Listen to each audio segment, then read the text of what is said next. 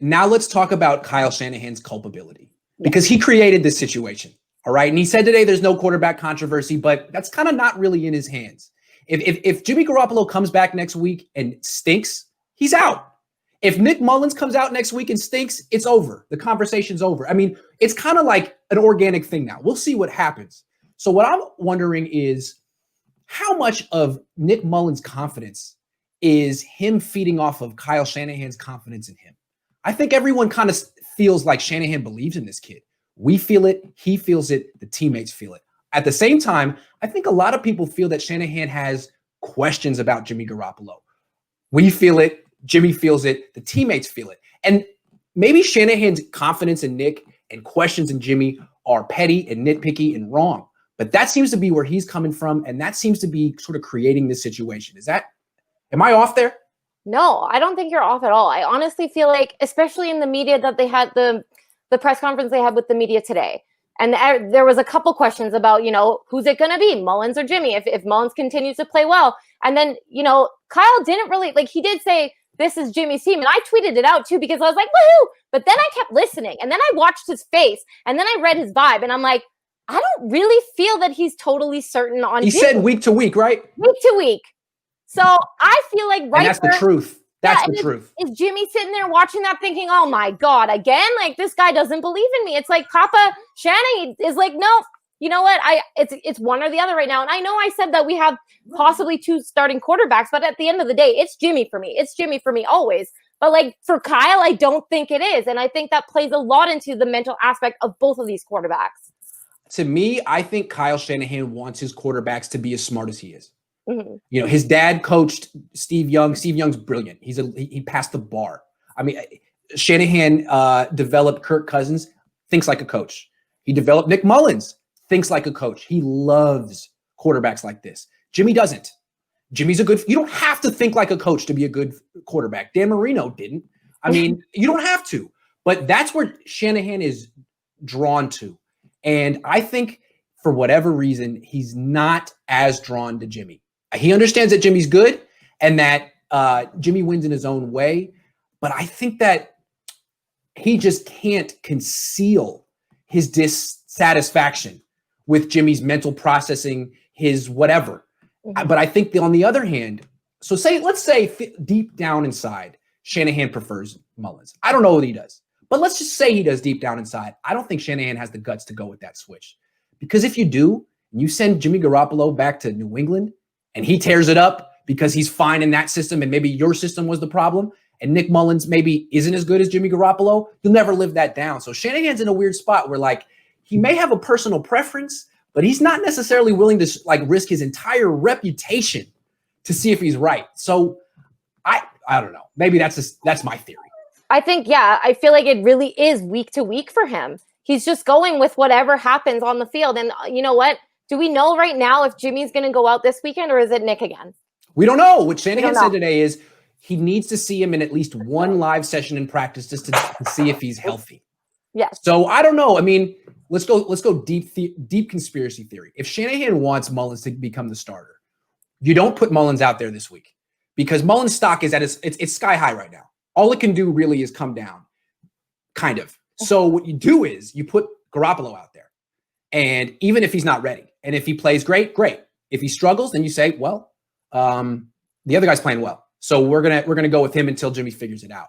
That's how you make the transition. That's the only way you do it. I don't think if you put Mullins out there this week and Jimmy's ready, you can't do that, especially if you like Mullins and he struggles. So I think if Garoppolo is anywhere near playing in this game, he's going to play. I think he will.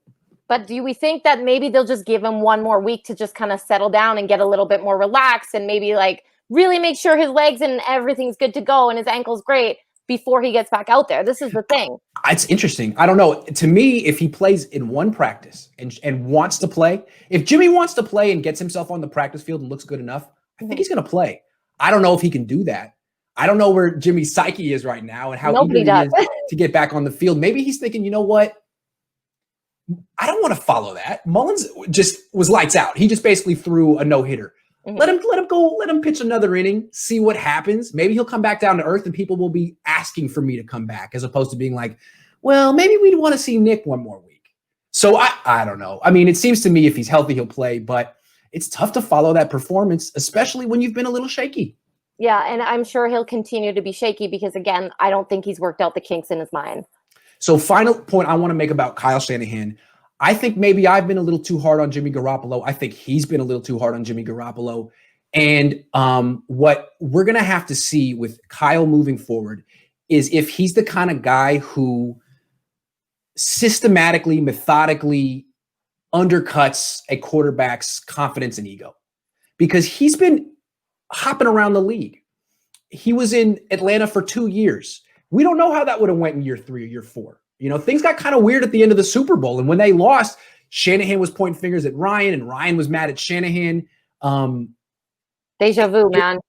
Yeah, you know, like Shanahan may need to realize that, like, he's not helping Jimmy. He needs to build Jimmy up. He's very critical of him.